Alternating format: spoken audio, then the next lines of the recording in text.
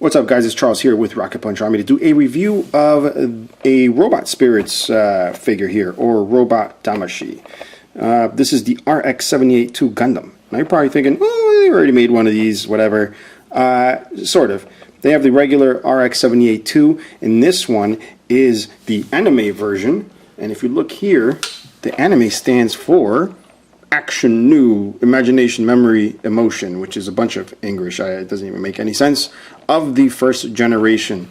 Alright, so as you can see, it's a really cool looking RX-78-2, as you would see in the A.N.I.M.E. And I'm quite excited, you know, to get this opened up and show you guys. And they also have the A.N.I.M.E version of other mechs from the original Gundam. So I was going to pick this guy up, but I'm trying to just budget my stuff here and there, so I'm only going to be getting this RX-78-2 for now.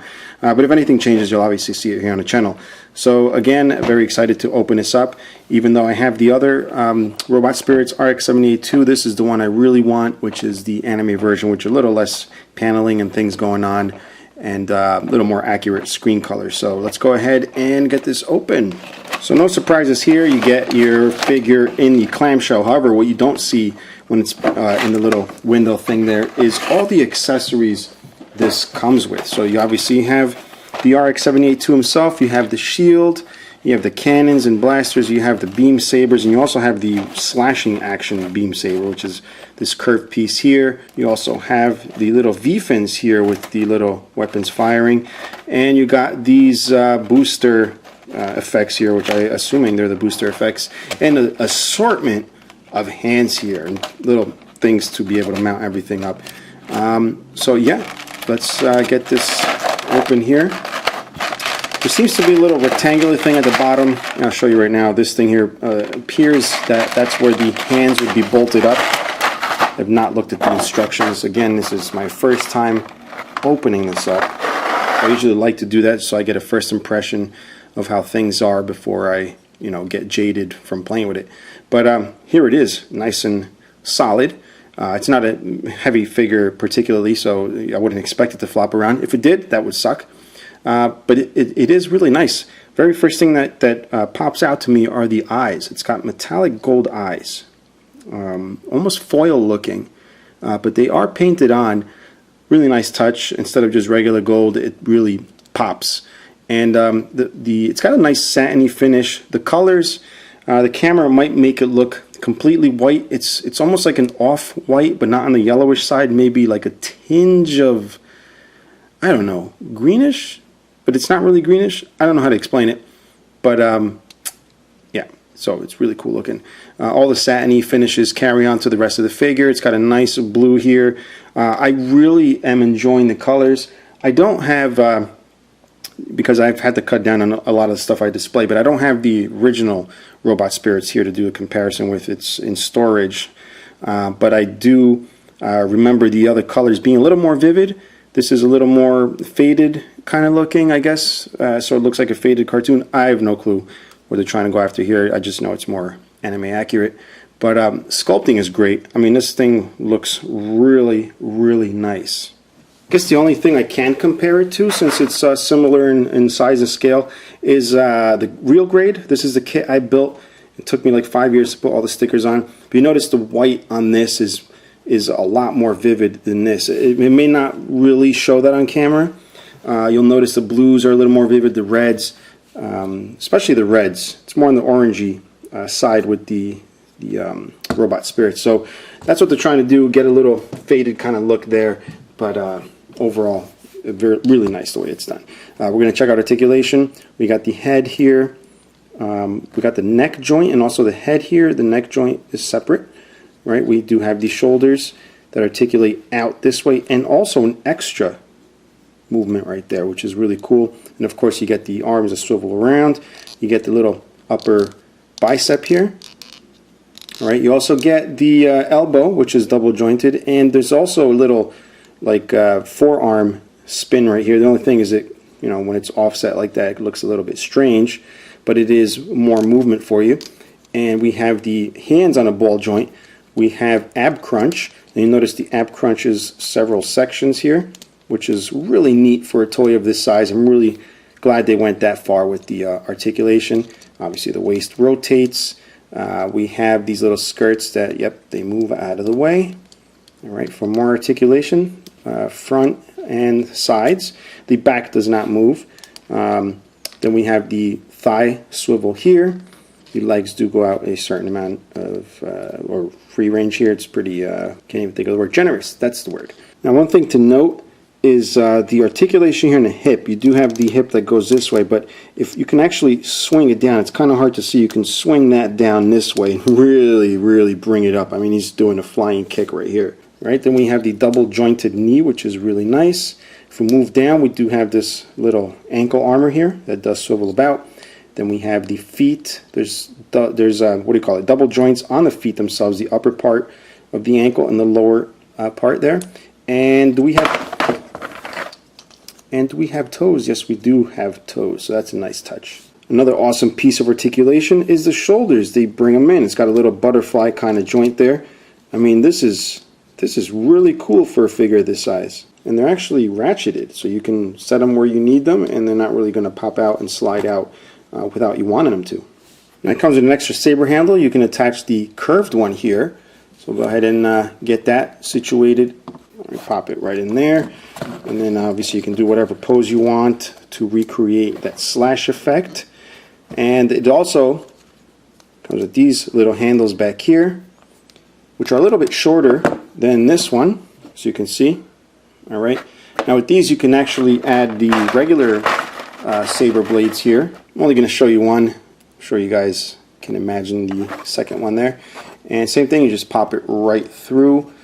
And if you're using only one, then the other one should remain on the back here. If you're using both, obviously, you know, you're going to use both and take that one off. So that's what it looks like with there. The sabers look rather nice. They don't come to a really sharp point. It's kind of, well, obviously for, you know, safety reasons, but they are molded in a clear plastic, which is really nice. And I noticed when I was putting these things in that this is also articulated this way, which is cool. And the little boosters are not articulated. They're actually really teeny, which is fine. I'm just used to seeing the ones you can articulate, but that gives me a chance to show you guys these little booster effects here. So we're going to get both. All right, so I think it looks really nice. They're soft PVC, which I thought they'd be hard plastic, but yeah, that's pretty cool. And you can obviously spin them around depending on the angle you're looking for. So that's also really cool that they included that in there. Especially if you have like a Tamashii stand, you can have them posed, you know, like jumping or whatever. And yeah, but I don't really do that. I just like to pose them in standard form here, just neutral poses. And that shoulder articulation I was showing you before is really great to be able to use this weapon. The longer handle is obviously for the both hands use, even though you can use the smaller ones, but if you want to use both hands, you can do that. And the shoulders coming in really works to do this kind of pose, holding the sword with both hands. Now, as with most Bandai products, you do get an assortment of hands, which is a necessary evil if you want to you know, display your figure with different poses until the technology is good enough where we can actually have posable hands this small that look this good, because I'm sure they can make them this small, they would just look like crap. What are the teeny joints? But you get a variety of hands. This is just an example. All you do is pop it off the joint and be able to change it. So you get a pair of these, which are kind of just relaxed open. You get the weapon holding hands. You get the booby grabbing hands, as I like to call them, because they're in the shape of hands that are about to molest a woman, and which I don't recommend. Okay, don't recommend, guys. And then here, actually, these are the trigger fingers. Right, so it's also got a set of those, and yeah. So this is where these hands would pop in. I don't even need to look at the instructions to know that. It's pretty obvious that's what it's for. It's the same size ball joints. And what else we got? We have the shield here, all right, which we do have to connect a couple pieces to get it set on his arm here. So now we're going to go ahead and check out a couple of things that he comes with. I did mention before this little piece where the hands go on. This is just to give you an idea of what that looks like. We also have here the hyper bazooka, all right, and we also have his blaster and his shield, all right. And there's also this here, which I showed you earlier in a packaging, is for the Vulcan effect. Why don't we check that out first? There's a warning of it being delicate, so that you obviously don't want to smash it on his forehead. You want to be careful. You have to be really delicate with this. And there's really no way I can tell you to take this out except carefully. Put a nail under there. Don't pull really on the fins. And upside down. Pop it right in. Not really going to force it, guys. This is pretty much what the effect is supposed to look like, which is pretty cool. It's nice that it's included if you so desire to display it that way. I really don't do that myself, but it's good to know that that's included for you guys. So very cool little feature. We'll put the V fin back on this guy, and let's check out the Hyper Bazooka. We do have this that does move back and forth here. This little piece out back also swivels, and if you want to use it, you're going to need one of the hands that holds the weapon. So we'll get this one here. You don't really need the trigger finger one unless you really want to use it, but I'm going to use this one without the trigger finger, just so we can use one of the other alternate hands. And as you'll see, actually this hand fits a little bit better because the trigger is kind of close to the handle itself, so that finger is just slightly extended, just enough to cover that finger. So I'm assuming this is the hand that was designed for this weapon. So we'll go ahead and pop that on. So really cool with the Hyper Bazooka. If you'll notice in there, is that green in there? I don't know if that's just looking that way because of the plastic, but that's the hue that I'm getting from this plastic, which is, yeah, I don't see anything green in there. That's kind of the hue that this plastic has, but it's not overpowering. It really does look green because it's dark in there and the plastic is concentrated, but you don't have to worry about it giving a green color off of the figure. But there it is. Nice double joint design there to be able to hold the bazooka. And of course, if you wanted to bring this hand over for whatever reason, just to hold the top, you would put one of the booby grabbing hands. Why don't we do that just to see what that looks like? Just get a little more dynamic look. Pop that on. Maybe you can hold the top like this. Really, really cool. Now, say you want to store the bazooka, you do have to remove a little plastic piece back here. Whoop. And I don't mean the whole entire upper body. Actually, this lifts up. Sorry, this lifts up. You don't actually have to remove it. That lifts up, and you pop this little C-clip right in here, and then you can store the bazooka right on the back. Snap it right in. Hopefully you didn't pop this off like I did. So you can store that back there. We also want to attach the shield. So there's a couple of things you can use here to do that. If you want to hold the shield, you need this one that has the handle and the little peg right there. You'll simply just peg it down to this little red bit there. And you just grab his arm here and pop the handle into his hand. Just be careful prying it into his hand. It's a soft PVC hand. There we are. So he's holding the shield. And if you want to mount the shield onto his forearm here, you unfortunately have to take this off and use this peg, which has a ball joint, pop it in and rotate it back this way, and that allows you to pop it right into his forearm like so. And aside from that, you can also store it on his back here. You'll see another little square peg there. For this, you have to rotate it this way like that, and that will stow back here. I guess obviously not with the bazooka there.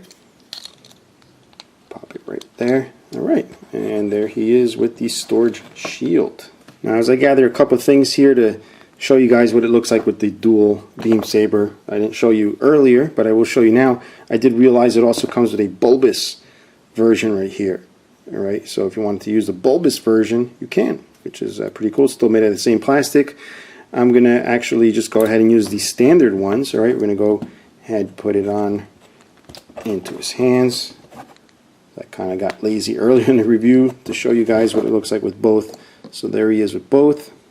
Then the last bit here is his gun. I almost forgot to show you guys this. You do have this piece that goes back and forth. You also have this side piece that moves to both sides. And to use that same thing, you pop off the hand, then grab the one with the trigger finger, get that in there. That finger will fit through that little trigger spot there, and attach it. I find it easier to attach the hand to the weapon first, and then, whoops, and then pop it onto the hand. That's what I get for saying it's easier. Alright, so there he is. I'm just going to do a comparison again with the real grade here, and also my version 3.0 kit, which I'm so proud of building.